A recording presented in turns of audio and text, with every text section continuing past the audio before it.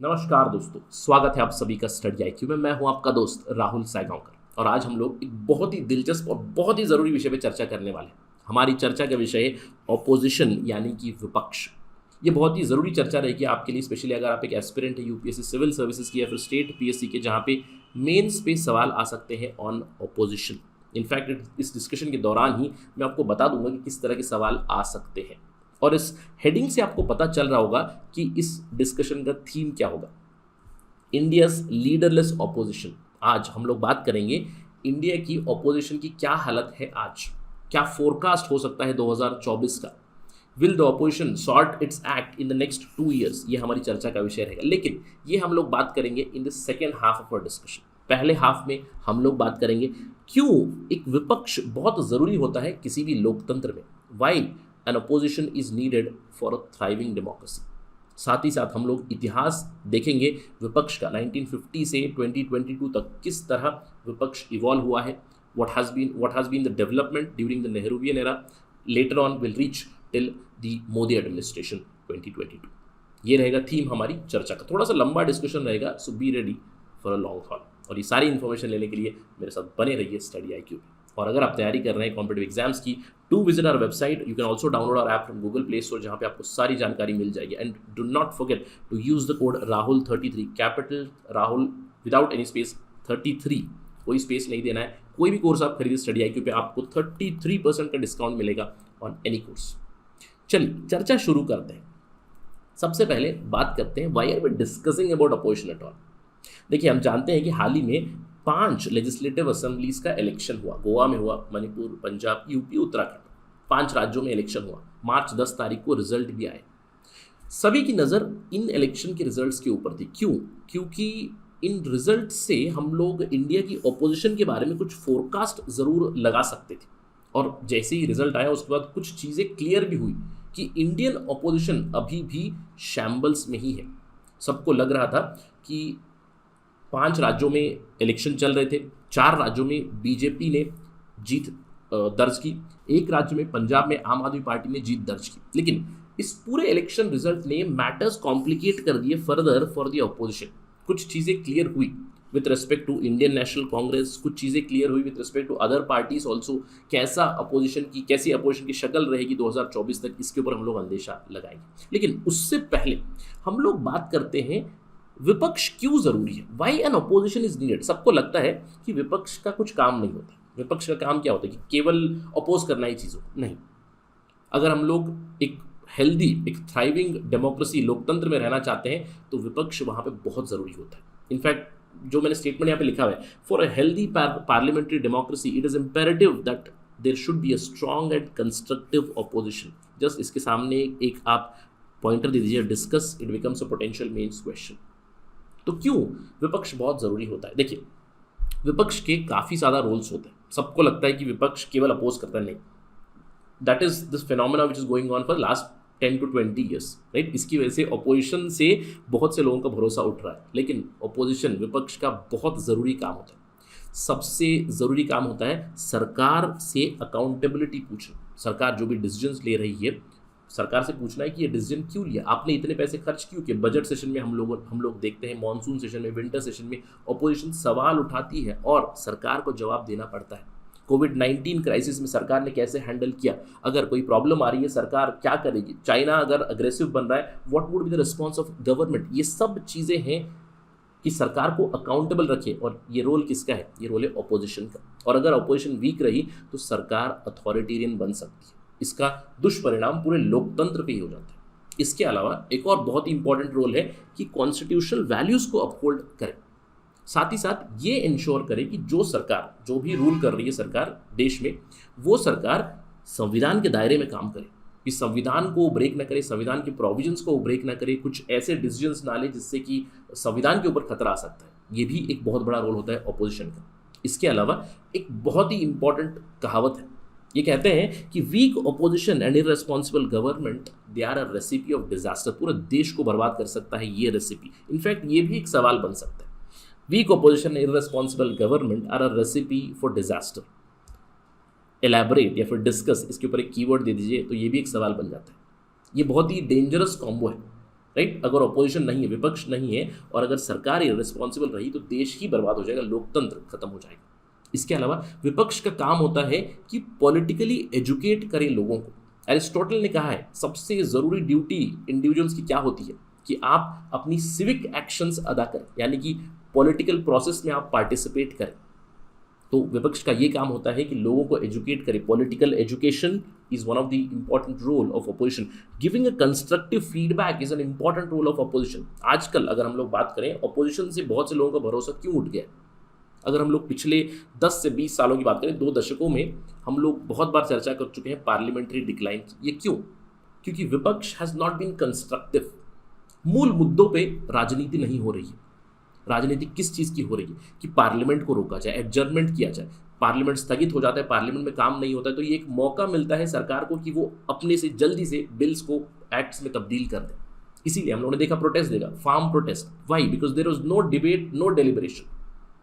तो ये सब बहुत ज़रूरी होता है। विपक्ष एक कंस्ट्रक्टिव फीडबैक दे तो देश एकदम क्वालिटी गवर्नेंस देख सकता है। इसके अलावा एक बहुत ही बड़ा रोल होता है विपक्ष का कि अगर सरकार कल को गिर जाए, जो रूलिंग सरकार है अगर वो गिर जाए, तो एक ऑल्टरनेट सरकार इमीडिएटली बना सके। तो अपोजिशन का क्या रोल होता है कि वो एक सूडो कैबिनेट बनाए, यानी कि जो जिस तरह की कैबिनेट या फिर जिस तरह की काउंसिल ऑफ मिनिस्टर्स है रूलिंग पार्टी की, उसी तरह की एक काउंसिल ऑफ मिनिस्टर्स या फिर एक कैबिनेट होनी चाहिए विपक्ष की, ताकि वो particular minister from the opposition also corner the government on main issues, क्योंकि सरकार को अकाउंटेबल तो होल्ड करना ही करना है। तो ये रोल होता है ऑपोजिशन का। That is why an opposition और विपक्ष इज वेरी वेरी इंपॉर्टेंट। विपक्ष बहुत जरूरी है एक लोकतंत्र के लिए। So that is why an opposition और विपक्ष is very very important in any democracy. Pardon my language, जब भी मैं थोड़ा सा भावुक होता हूँ तो हिंदी और इंग्लिश काफ़ी मिक्स हो जाती है, बट इस पूरी चर्चा से हमें क्या समझ में आया कि विपक्ष किसी भी लोकतंत्र के लिए बहुत ही ज़रूरी होता है। और इस चीज़ को हम लोगों ने एक्नॉलेज भी किया है, ऑल्दो थोड़ा सा देरी से किया। क्यों? क्योंकि हम लोगों ने 1977 में एक स्टैट्यूटरी लॉ लाया, यानी एक स्टैट्यूट लाया। स्टैट्यूट में position of leader of opposition has been given rank of cabinet minister, right. तो बहुत ही ज़रूरी रोल दिया गया है लीडर ऑफ अपोजिशन के लिए भी under the leader of opposition salaries and allowances act 1977। अब इस एक्ट के तहत ये बताया गया कि लीडर ऑफ अपोजिशन वो होगा फ्रॉम द अपोजिशन पार्टी जहाँ पे भी ग्रेटेस्ट न्यूमेरिकल स्ट्रेंथ है उनकी इन लोकसभा और राज्यसभा, राइट। और जो भी इसको सर्टिफाई करेगा तो चेयरपर्सन विल सर्टिफाइड। तो इससे क्या समझ में आया कि अपोजिशन इज एक्सट्रीमली इंपॉर्टेंट। और अगर हम लोग देखें, जब भी इतिहास में ऑपोजिशन वीक हुआ है तो उसका परिणाम क्या हुआ है। इंडिया ने एक बार आपातकाल देखिए, एक बार इमरजेंसी देखिए। क्यों? क्योंकि ऑपोजिशन वाज हैकल्ड, विपक्ष को हैकल किया गया था। इसकी वजह से हम लोगों ने एक इमरजेंसी भी देखी। चलो let us understand what has been the history of opposition और कैसे हम लोग 2022 तक पहुंचे। इसको 4 फेजेस में डिवाइड किया। पहला फेज है Nehruvian era, right. Nehruvian era मतलब जब प्राइम मिनिस्टर जवाहरलाल नेहरू थे, क्रूडली मैं कहूँगा 1947 से लेकर 1964 तक, राइट। 1952 लिख सकते हो क्योंकि पहला इलेक्शन तभी हुआ था। 64 तक Jawaharlal Nehru was the prime minister. और इस समय पे आप आर्ग्यू कर सकते हो कि सर यहाँ पे तो कोई विपक्षी नहीं था, क्योंकि एक ही पार्टी का रूल था। समझ लीजिए इंडियन नेशनल कांग्रेस, सेंटर में हो, स्टेट में हो, एवरीवेयर। इसीलिए बहुत सारे एक्सपर्ट्स मेंशन भी कर चुके हैं this was a period of concealed dictatorship of Nehru. Again this would be a very strong criticism. Nonetheless अगर हम लोग इस समय पे कांग्रेस को ऑब्जर्व करें, बिल्कुल अपोजिशन थी वहाँ पे, राइट। जो भी छोटी मोटी पार्टीज थी, जैसे कि जनसंघ था उस समय पे, श्यामा प्रसाद मुखर्जी थे अपोजिशन में। इनफैक्ट कांग्रेस के अंदर ही कांग्रेस का जो सेटअप था उस समय पे, it was made up of factions.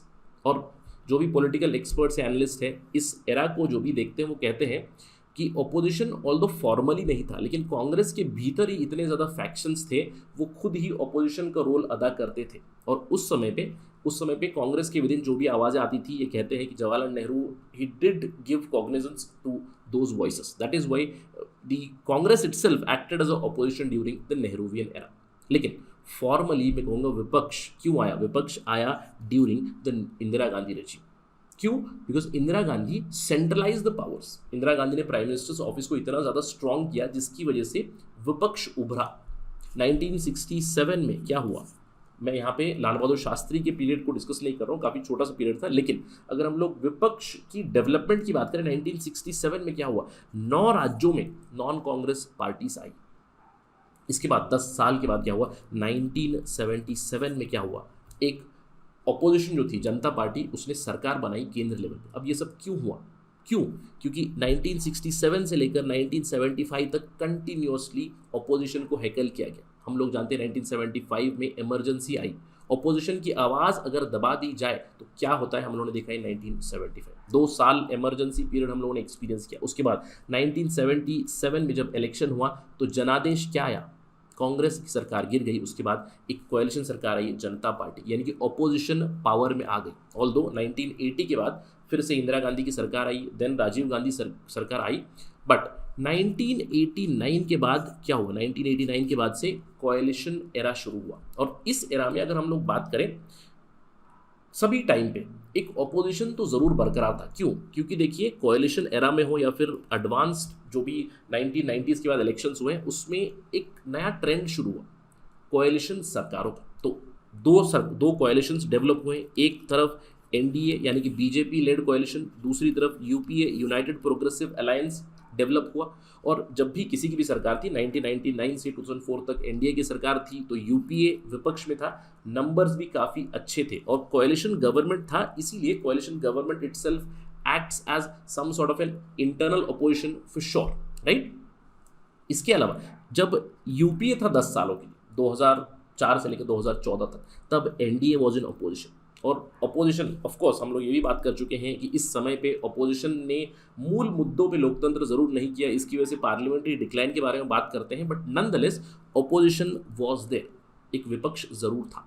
लेकिन 2014 के बाद मोदी राज हैज स्टार्टेड, 2014 एंड 2024 तक तो चले गए क्योंकि बहुत ही भारी मैंडेट है एनडीए का। और इस समय पे विपक्ष की क्या हालत हो गई है, विपक्ष हैज बीन रेलीगेटेड, विपक्ष और opposition is right now in shambles. विपक्ष का कोई लीडर नहीं बचा है। अगर आप ये सोच रहे हैं कि is Indian national Congress the opposition, is it an option also, as of now the answer would be no. क्यों? क्योंकि अगर हम इंडियन नेशनल कांग्रेस की बात करें तो उनका परफॉर्मेंस लोकसभा इलेक्शंस में, जनरल इलेक्शंस में, इट हैज़ बीन अबिसमल। अगर आप 2014 के इलेक्शन की बात करें तो उन्होंने 44 सीटें जीती थी, 2019 में थोड़ा सा इंप्रूवमेंट हुआ, 52 सीटें इन्होंने जीती। इनफैक्ट यूपीए की अलायंस 60 सीटों की भी नीचे थी इन 2014।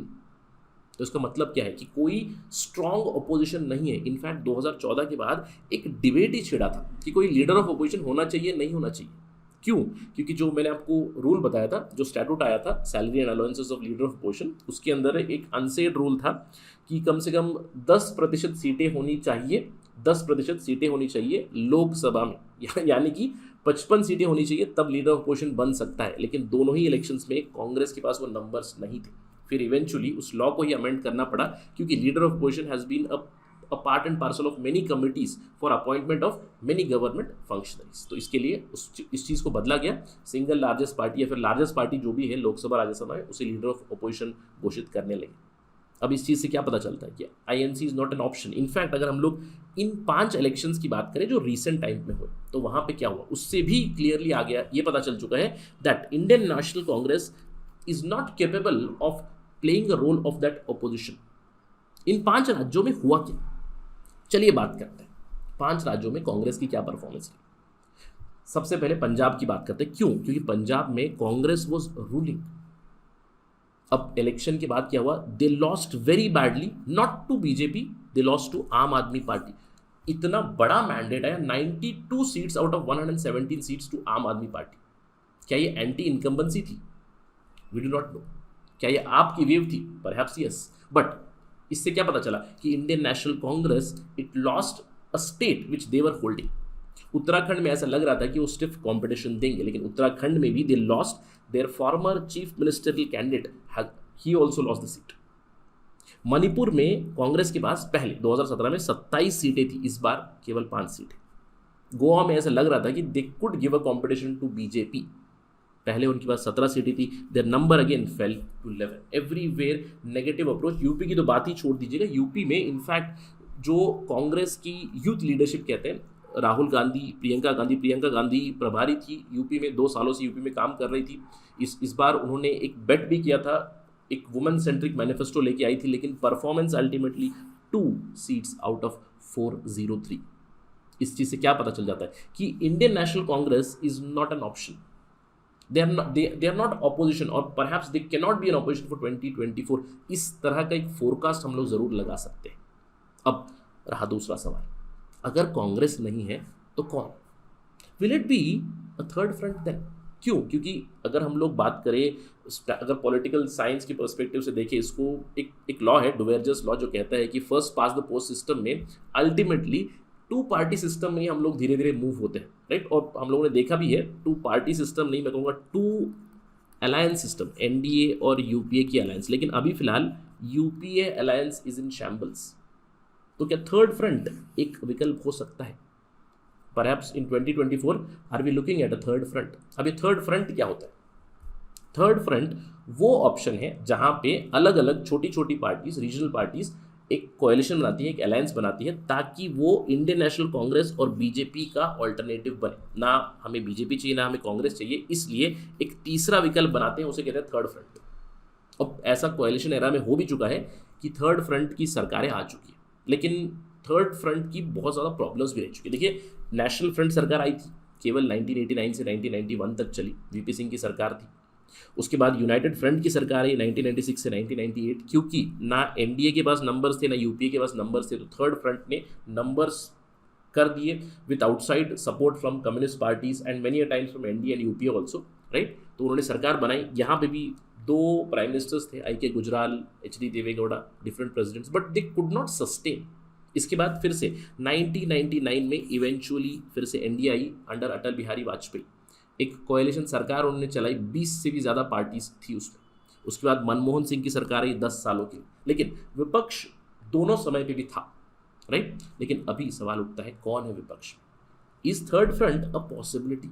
अगर हम लोग बात करें, मोदी के खिलाफ एक थर्ड फ्रंट की कोशिश ज़रूर की गई थी 2014 में भी, 2019 में भी, but that did not fructify.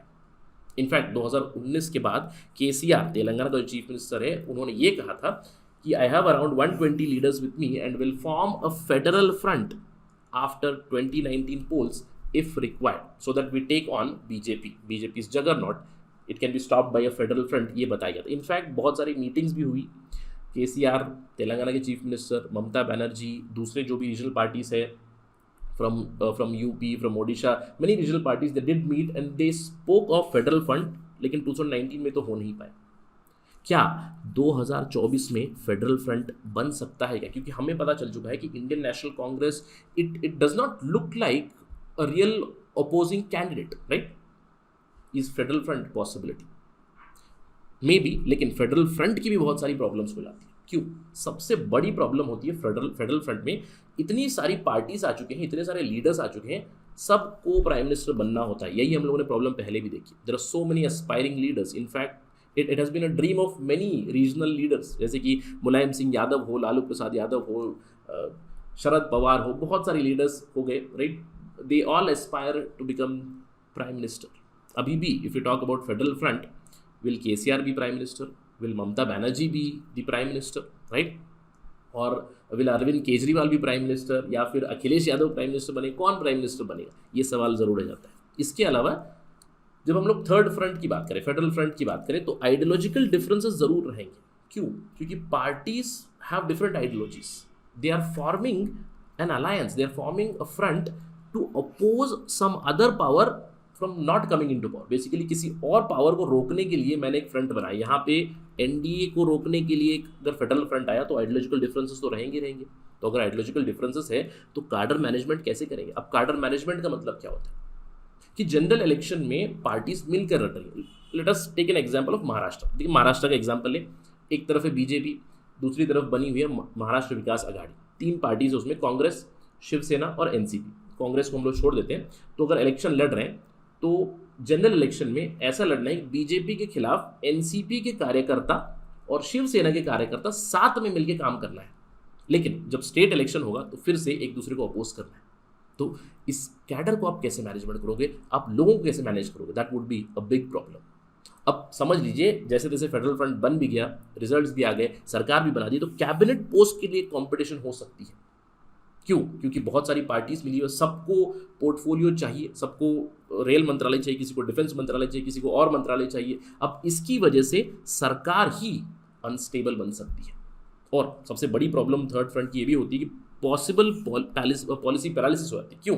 क्योंकि डिफरेंसेस हैं, अलग अलग पार्टीज मिली हुई है, तो किसी भी पॉलिसी के ऊपर डिसीजन जल्दी नहीं होगा, क्योंकि सभी को साथ में लेकर कंसेंसस बेस्ड डिसीजन मेकिंग करनी है, तो there might be a delay in any sort of decisions. Again, अगर इन चीज़ों को रिजॉल्व करना है तो federal front with a common minimum programme आएगा, then some of the problems can be resolve, लेकिन पोटेंशियली ये सारी प्रॉब्लम्स रहेंगी ही रहेंगी।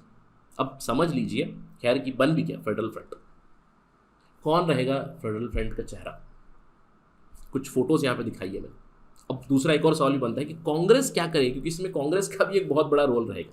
क्यों? क्योंकि अगर एक फेडरल फ्रंट बन गया, समझ लीजिए लीडर ममता बनर्जी, क्योंकि ममता बनर्जी की is the strongest contender, rather I can say she was the strongest contender. क्यों?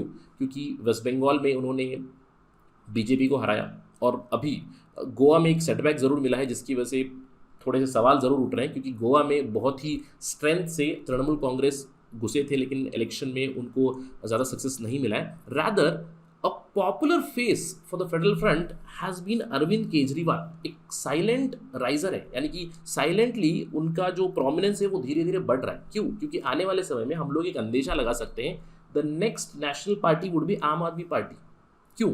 क्योंकि अगर 4 राज्यों में वो एक स्टेट पार्टी बन जाते हैं, ऑलरेडी दिल्ली में तो है ही, पंजाब में ऑलरेडी है ही, वो गोवा में भी 2 सीटें जीत चुके हैं, और आगे गुजरात में इलेक्शन है, हिमाचल प्रदेश में इलेक्शन है, तो आगे वाले इलेक्शंस में अगर आम आदमी पार्टी और भी सीटें जीते तो वो एक नेशनल पार्टी बन जाएगी, और पोटेंशियली अगले 2 सालों में वो एक इंपॉर्टेंट कंटेंडर बन सकते हैं to head the federal front. इसके अलावा there is old guard which is already there, जैसे कि मैंने बताया Sharad Pawar is there, there is Nitish Kumar, right now he is ally of BJP, but nonetheless, anytime in politics, allegiances can change. HD Deve Gowda है, मुलायम सिंह यादव है, शरद यादव है, लालू प्रसाद यादव है, अखिलेश यादव है, सबके पास सबकी एस्पिरेशंस है कि वो प्राइम मिनिस्टर बने। और साउथ इंडिया भी है, साउथ इंडिया से MK Stalin is there, KCR is there, Chandrababu Naidu is there, तो ये सब साथ में आएंगे क्या फेडरल फ्रंट बनाने के लिए, ये एक बहुत बड़ा सवाल रह जाता है। अब एक दूसरा सवाल है, व्हाट विल कांग्रेस डू, इसके ऊपर भी बहुत ज़्यादा निर्भर रहेगा 2024 का रिजल्ट। अब कांग्रेस के सामने क्या विकल्प है? एक तो खुद को रिवैम्प करे, उनके पास 2 साल है खुद को रिवैम्प करने के लिए, अगर रिवैम्प नहीं कर पाए then what would be their strategy. क्यों? क्योंकि will they be the junior partner of this federal front, क्योंकि जहां पे भी इलेक्शन लड़ रहे हैं, क्या कांग्रेस एक जूनियर पार्टनर बन के लड़ सकेगा?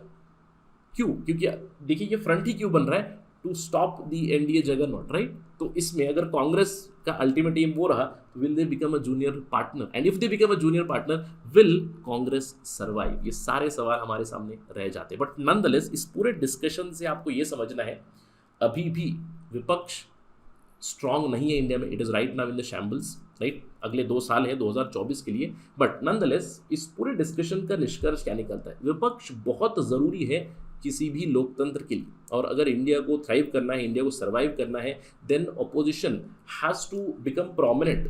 ऑपोजिशन होना बहुत ज़रूरी होता है, क्योंकि अगर, जैसे कि मैंने आपको बताया, weak opposition and irresponsible government, they are a recipe for a disaster for any country, and India can not afford to do this. Let us see what happens. इसके ऊपर कोई डेवलपमेंट आएगी तो हम लोग जल्द से जल्द बात करेंगे स्टडी IQ पे। That is it right now from my side. अगर आपको ये वीडियो पसंद आए, you can always follow me on social media. मेरा ID है @RahulSai222। मेरा फेसबुक, इंस्टाग्राम और टेलीग्राम चैनल का ID सेम है। इसके अलावा जब भी आप चेकआउट करें स्टडी IQ से, do use the code Rahul33, you will get 33% discount on any course across Study IQ. With that note, let me end my discussion. Thank you for watching this. Jai Hind.